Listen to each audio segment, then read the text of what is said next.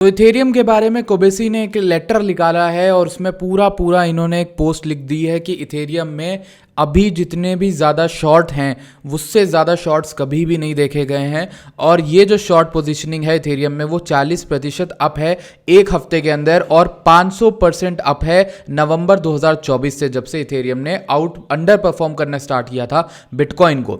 Never in history have Wall Street hedge funds been so short of Ethereum and it's not even close. What do hedge funds know is coming. ठीक, ऐसा क्या हो सकता है जो hedge funds जानते हैं आने वाला है। तो इसी के बारे में चर्चा करेंगे। इथेरियम के मैक्रो एनालिसिस को देखेंगे, ये मेरे पास पूरा का पूरा मैक्रो चार्ट है, इसके बारे में डिस्कशन करेंगे। और हम यहां पर बात करेंगे बिटकॉइन के ऑफकोर्स चार्ट के बारे में, क्योंकि हम बिटकॉइन की बात ना करें, ऐसा हो ही नहीं सकता कि हम बिटकॉइन की बात ना करें, ये हो ही नहीं सकता किसी भी सिनेरियो में। सो आज हम इस एक्शन पैक्ड एनालिसिस को स्टार्ट करें उससे पहले आपसे एक छोटी सी रिक्वेस्ट है, आपने अभी तक चैनल सब्सक्राइब नहीं किया, वीडियो लाइक नहीं करी, तो मेक श्योर करिए कि आप दोनों चीज़ें कर लें और हमारे टेलीग्राम को ज्वाइन कर लें। आपको डिस्क्रिप्शन में लिंक मिलेगी, that will be very very important, ताकि आपको हर घंटे एक क्विक ना क्विक मार्केट का ओवरव्यू मिलते रहे। मैं कोई भी फालतू बकवास न्यूज़ नहीं डाला करता हूँ हर घंटे, मैं एक्चुअल में अपने चार्ट और अपनी टीए डालता हूँ वहाँ पर। ठीक है, तो आप जाके चेक कर सकते हो, आपको पता चल जाएगा। Let's start the video, but पहले एक और चीज़ बताता हूँ, कल की हमारी जर्नी कैसी रही प्रो ट्रेडर्स में। कल मैंने ये एक लॉन्ग दिलवाई थी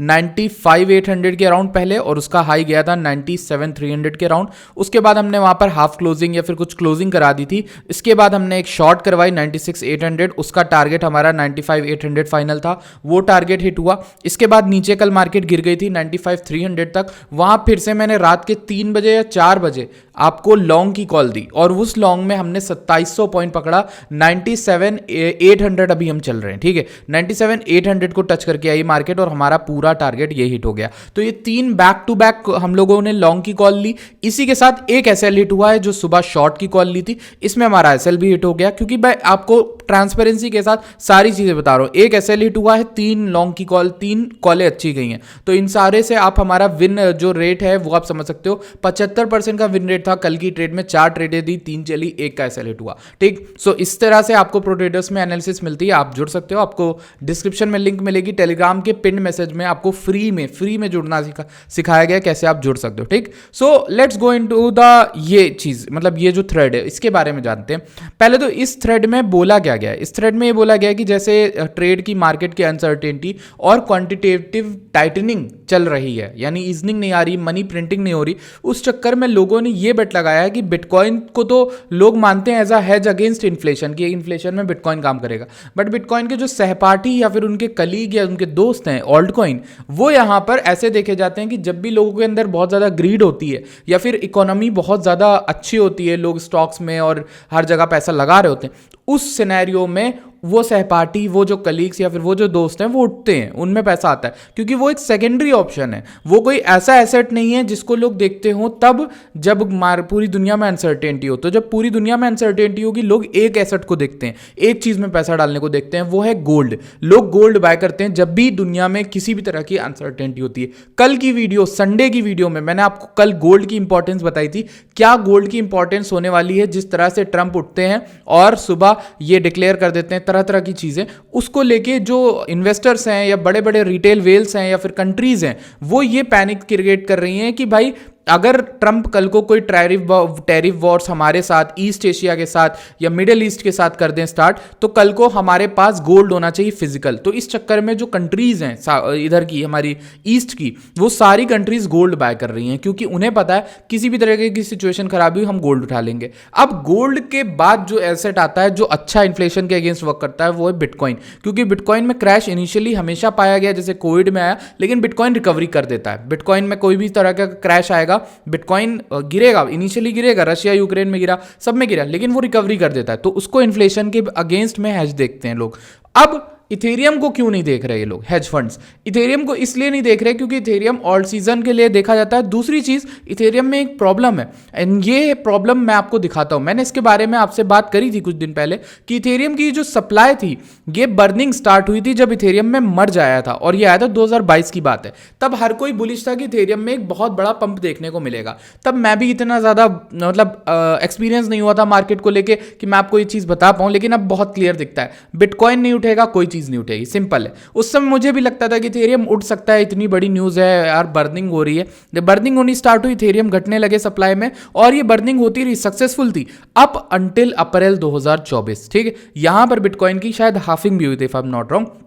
उसके बाद से इथेरियम की सप्लाई इंक्रीज होती गई, और अभी रिसेंटली इसी हफ्ते की बात बता रहा हूं मैं, 2025 के फरवरी के पहले हफ्ते की, कि इथेरियम की सप्लाई उस जगह से ज्यादा हो गई है जिस जगह पे मर्ज स्टार्ट हुआ था। तो आपको ये बात कोई नहीं बता रहा होगा, मुझे आई एम श्योर कि इंडिया की क्रिप्टो कम्युनिटी में मुझे बहुत गिने चुने लोग अच्छे दिखते हैं, और इस तरह की बातें अगर कोई बता देता है तो मेरे दिल में उसके लिए बहुत रिस्पेक्ट बढ़ जाती, क्योंकि आप जब वादे कर रहे हो कि ये ऑल्ट कॉइन 100 गुना होगा, ये 10 गुना होगा, ये 20 गुना होगा, तो भाई सच्चाई भी बताओ ना कि इथेरियम क्यों नहीं उठ रहा है। जब नहीं उठ रहा है तब भी तो वीडियो बनाओ, जब नहीं गिर रही चीजें तब तो वीडियो बनाओ, उठने पे ही वीडियो बनाओगे क्या ये 100 गुना हो रहा है? वो मेरा सबसे सवाल है सारे यूट्यूबर्स से, ठीक है। तो ये चीज ध्यान रखना है। दूसरी चीज, इथेरियम की सप्लाई वाले इस इश्यू को बहुत गौर से देखो, क्योंकि सप्लाई हो सकता है धीरे धीरे इंक्रीज हो रही हो। 27 सेकंड में आप देखोगे यहां पर सप्लाई चेंज कितना हो रहा है, आपको दिखा देता है। ये इस वेबसाइट का नाम है ultrasound.money,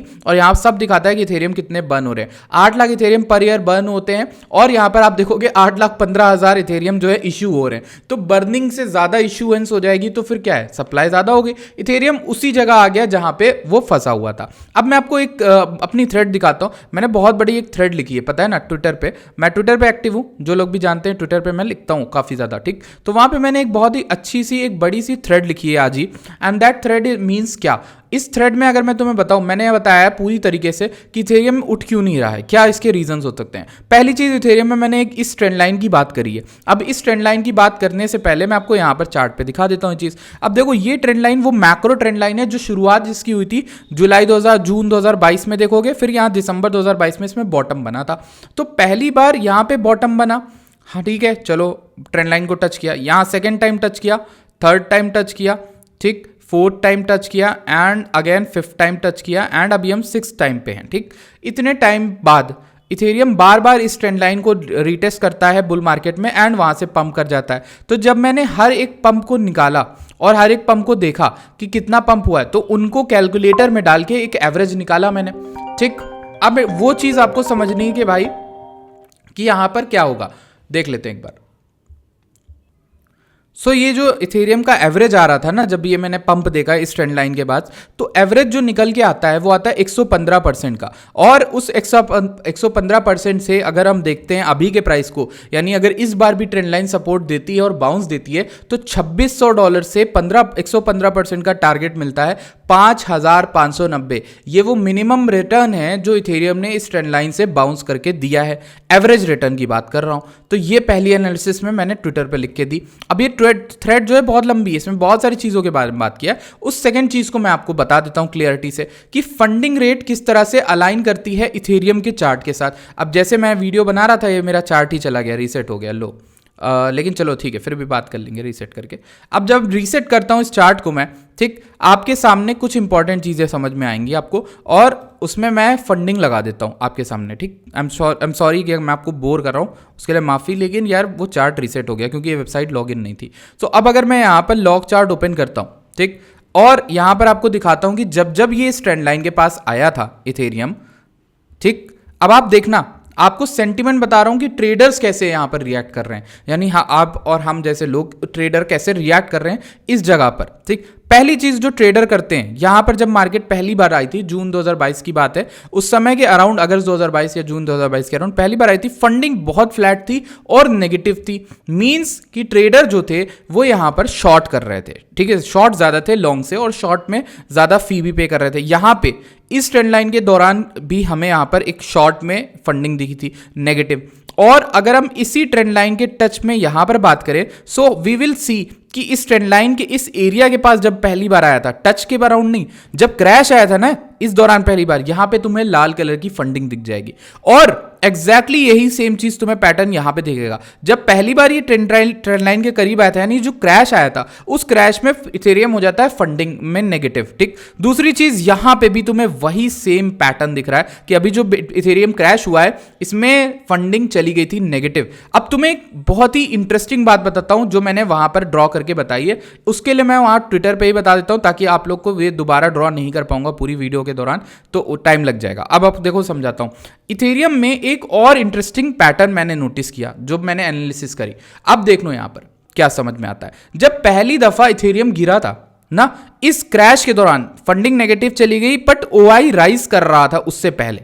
लोग लॉन्ग कर रहे ऑफ कोर्स, ठीक, लेकिन यहां पर जब गिर गया और कुछ दिन बिताता है, कुछ हफ्ते बिताता है इस बॉक्स के अंदर, जब ये इस बॉक्स के अंदर हफ्ते टाइम बिताता है, उस दौरान ओआई इंक्रीज होता है। ओआई इंक्रीज हो रहा था और फंडिंग नेगेटिव थी। इससे तुम्हें एक अंदाजा होता है कि जो शॉर्टर्स हैं वो बढ़ रहे हैं और मार्केट एक शॉर्ट स्क्वीज लेती है, जिसके बाद आपको ओआई हल्का फुल्का रेड कैंडल्स दिखाने लगता है। तब आपको ये पता चलेगा कि यहां पर एक शॉर्ट स्क्वीज आ गई, मार्केट उठ गई। सेकंड टाइम जब इस ट्रेंड लाइन के राउंड आए, सेम बिहेवियर हुआ। जब गिरने के बाद जब हमने टाइम स्पेंड किया इस बॉक्स के अंदर, यानी रेंज के अंदर, चौपी रेंज के अंदर, तब ओआई बढ़ने लगा, मतलब शॉर्टर आ गए। जैसे ही फटा इस रेंज से बाहर, शॉर्ट स्क्वीज आ गई और ओआई गिरने लगा। ठीक, यही सेम पैटर्न तुम्हें दिखाता हूं बहुत इंटरेस्टिंगली, यहां पे भी हुआ। हमें यहां पर अगस्त 2024 में देखने को मिला जब इथेरियम यहां पर गिर गया था, क्रैश किया था 2100 तक। इस दौरान भी तुम्हें एक चीज, शायद पता नहीं कितना गिरा था, मुझे याद नहीं, लेकिन ये जो इस जगह पे गिरा है ना इथेरियम, उस जगह भी ओआई में वही सेम चीज थी।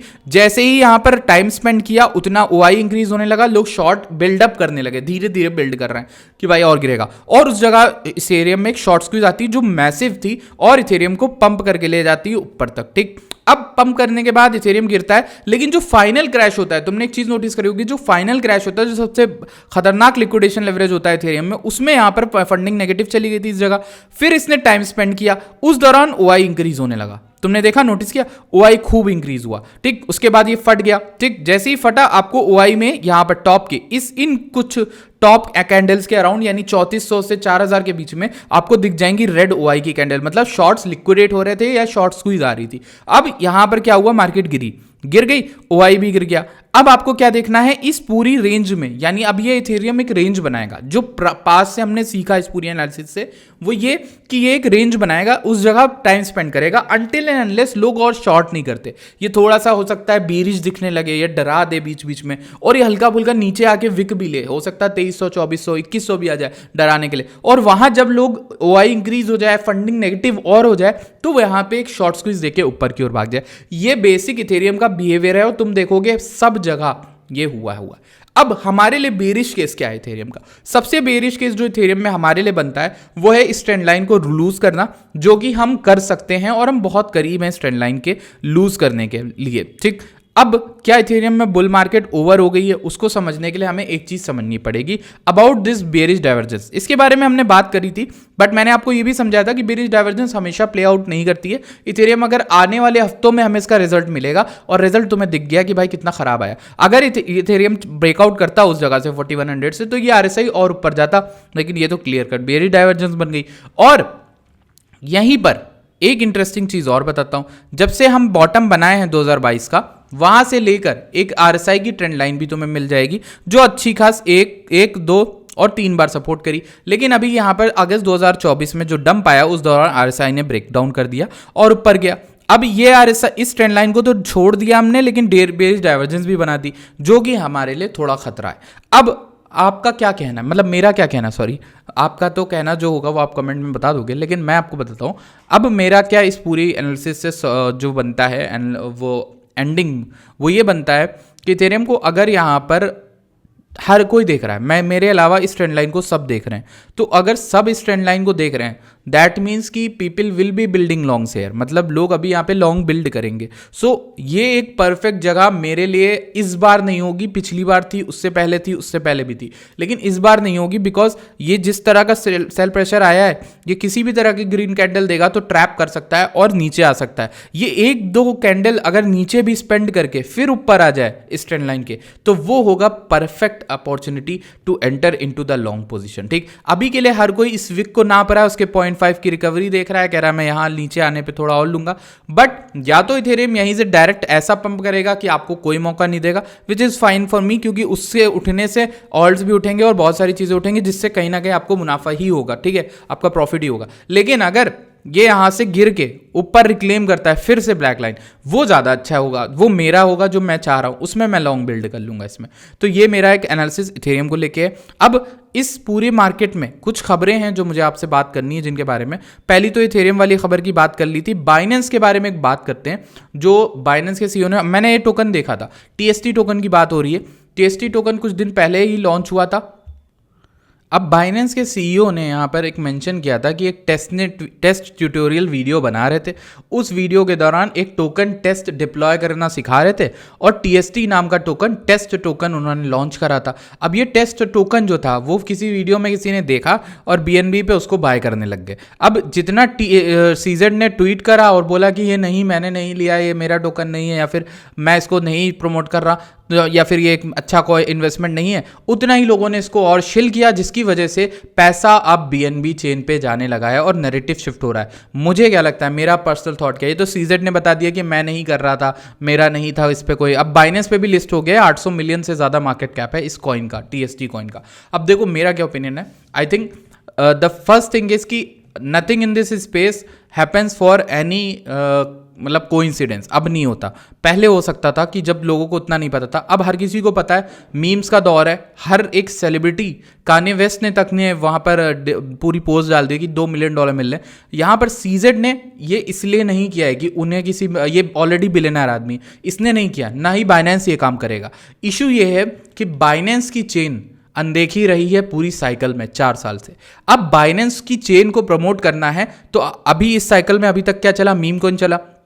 पिछली साइकिल में 2021 में आप देखोगे कि उस समय मीम कॉइन्स थे और वो बीएनबी पे चल रहे थे, बाइनेंस की चेन पे। अब बाइनेंस की चेन को प्रमोट करने का सबसे बेहतर तरीका क्या हो सकता था, यही हो सकता था जिसको अभी प्ले आउट किया जा रहा है। उसको प्रमोट करने के लिए ये दिखाया गया कि कैसे टोकन लॉन्च करो, टेस्ट टोकन, और पहले ही टेस्ट टोकन जो पहला लॉन्च हुआ था उसी को वायरल करवा दो। उसका मार्केट कैप भी चल गया, 800 मिलियन है। अब लोग बाइनेंस की चेन को देखेंगे, टीएसटी के बाद कौन से कॉइन उठ सकते हैं उनको ढूंढेंगे, और बाइनेंस की चेन पे एड्रेसेस बढ़ जाएंगे। अब इसका प्रूफ मैं तुम्हें दिखाता हूं कि जब ये ऐसा हुआ है तो उसके बाद आपको बाइनेंस की चेन में कुछ इंटरेस्टिंग चीज देखने को मिलेगी, एंड दैट इज कि यहां पर आपको पोस्ट मिलेगी। ये देखो, बाइनेंस की chain, BNB chain surpasses 500 million unique addresses amid rising activities जो है इंक्रीज होने लगी है 2025 के आते आते बाइनेंस की चेन के ऊपर। और यही रीजन है कि अब जो मीम सीजन अगर आता है तो बीएनबी के ऊपर तुम्हें मीम्स देखने होंगे। अब मेरी कोई गलती नहीं है, मुझे मत बोलना कि भाई मैं मीम सीजन लाता हूँ, मैं नहीं लाता,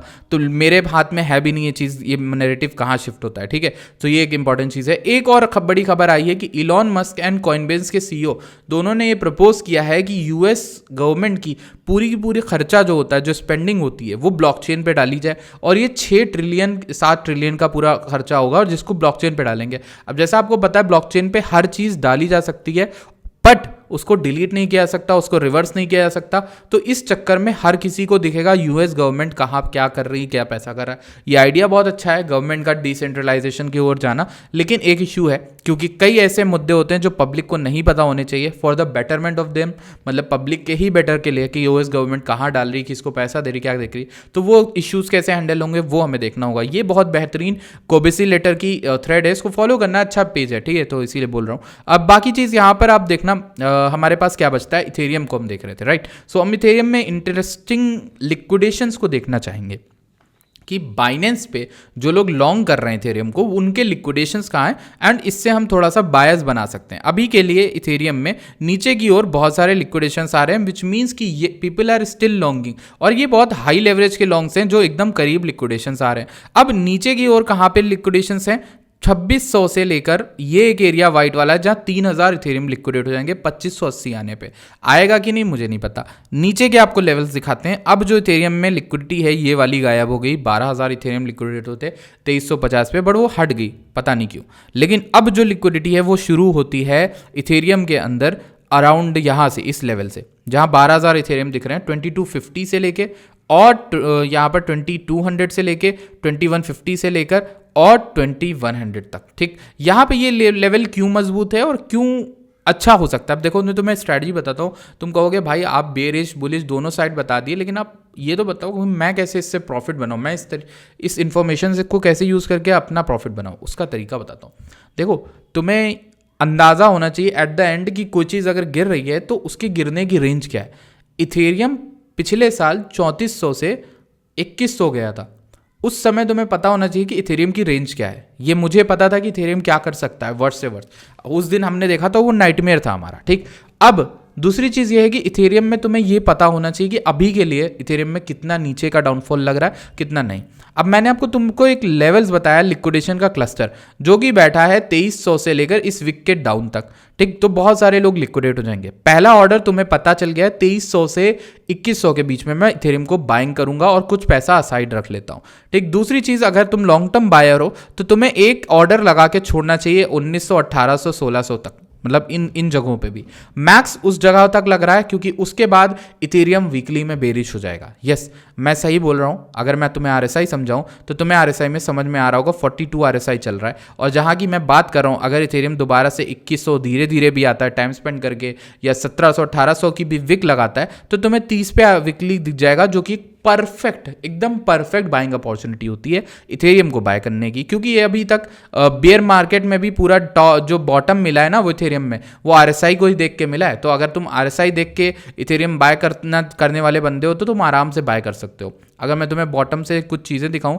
तो हमारे पास ज़्यादा चीज़ें नहीं है, लेकिन हमारे पास 0.786 का लेवल $1600 तक है। तो अगर तुम्हारी जो बाइंग मैं तुम्हें बता रहा हूँ वो सबसे बेस्ट जो इथेरियम में इस समय लग रही है, मैक्रो एनालिसिस से बोल रहा हूँ, मतलब तुम एक लॉन्ग टर्म इन्वेस्टर हो, वो महीनों के लिए बाय करते हो, तो 2100 से 1600 तुम बहुत लकी होगे अगर तुम्हें वो बाइंग मिल गई, ठीक। मैं क्यों चेंज करा अपना व्यू, पहले मेरा यही एरिया मैं यहाँ से लेता था 1500 या कहीं से, लेकिन वो एरिया अब टूटता हुआ दिख रहा है, तो मैं अब पूरी बेयर मार्केट उठाऊंगा 2022 से और वहां से ये एरिया निकालने की कोशिश करूंगा। ये ब्लैक जोन जो बन रहा है 2100 से 1600, इन पे बाय करूंगा।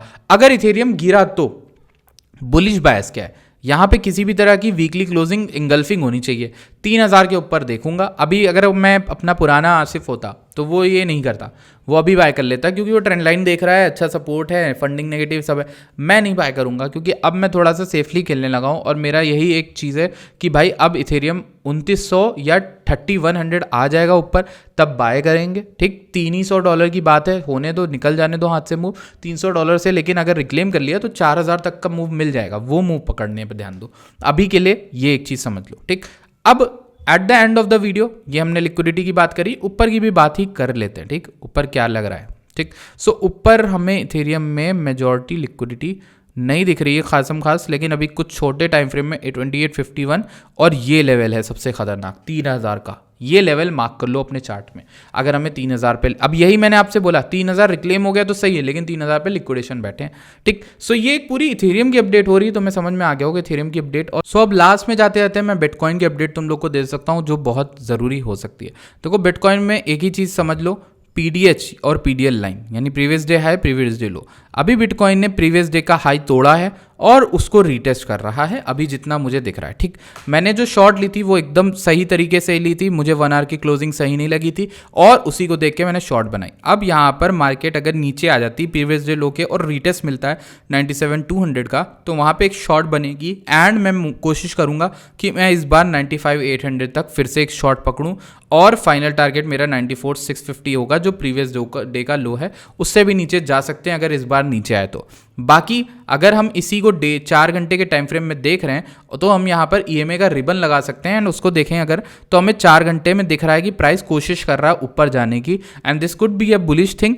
अब उसमें आपको क्या, मतलब आप क्या कर सकते हो ऐसे टाइम फ्रेम में, पहली चीज़ तो एक गोल्डन पॉकेट से बाउंस मार रहा है बिटकॉइन, ठीक, तो अच्छी चीज़ है। दूसरी चीज़ प्रीवियस डे हाई को सस्टेन करता है, यहाँ पे कोई भी कैंडल इस तरह की बन जाती है बुलिश टाइप की, आप समझ रहे हो कौन सी बुलिश होती है, कोई भी डोची नीचे की डीप विक बन जाए, नीचे विक जितनी लंबी बनेगी उतना बुलिश प्रेशर दिखेगा, बाइंग प्रेशर, ठीक। अब ऊपर अगर हमें एक अच्छी ग्रीन कैंडल मिल जाए जो इस EMA के ऊपर एटलीस्ट ला दे, 98K के ऊपर ला दे, या इस हाई को ब्रेक कर ले, तो अभी बिटकॉइन लॉन्गेबल सबसे अच्छा जो बनेगा वो 99.5 के रिक्लेम पे 102 तक की लॉन्ग बनेगी, और ये पूरी की पूरी प्लान है जो मैं पहले ही बना के बैठ गया हूँ, ठीक, अगर बिटकॉइन 99.5 रिक्लेम किया, मैं यहाँ पे इस तरह के एक लॉन्ग दूंगा, ठीक। और यहाँ पे बिटकॉइन अगर नीचे गिर जाता है प्रीवियस डे लो के 96,900 96,800 के, तो वहाँ पे एक शॉर्ट लूंगा जो कि प्रीवियस डे लो तक का और बाइनेंस के लॉग यानी $92,000 तक के भी शॉर्ट के टारगेट हो सकते हैं। अब ऐसा क्यों मैं कह रहा हूँ, क्योंकि ट्रैप भी हो सकता है, क्योंकि मेरे अलावा बहुत सारे लोग गोल्डन पॉकेट देखते हैं। So that was my update on everything. सारी चीज़ें कवर कर ली हैं। अगर आपको ये वीडियो पसंद आई तो प्लीज़ टेलीग्राम ज्वाइन करिए, डिस्क्रिप्शन में लिंक है, एंड चैनल को ज्वाइन करिए सब्सक्राइब करके, एंड वीडियो लाइक करना। Bye bye, take care.